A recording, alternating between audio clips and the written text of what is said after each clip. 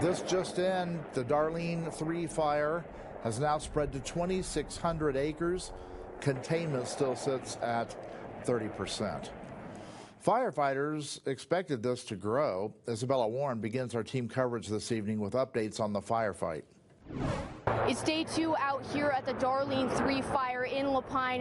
As you can hear and see behind me, planes and helicopters are still dumping water on this fire. Now, last night, officials were able to put a perimeter around the fire, but they say the wind gusts might potentially have this fire jumping over that perimeter line.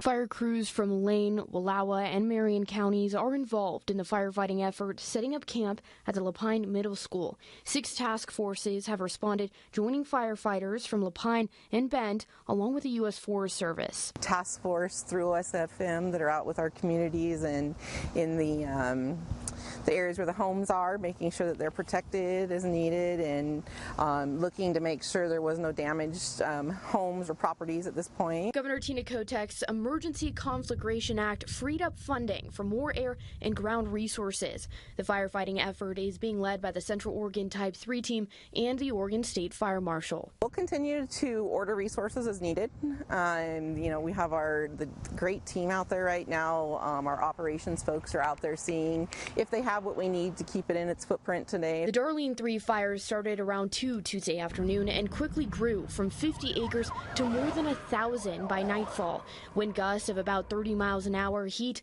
and dry air made it challenging for crews. Level 3 evacuations were set for the surrounding areas from Darlene Way to Ice Cave Road, and power was cut for 2,000 Mid-State Electric customers Tuesday as flames burned close to a substation. It was restored Wednesday.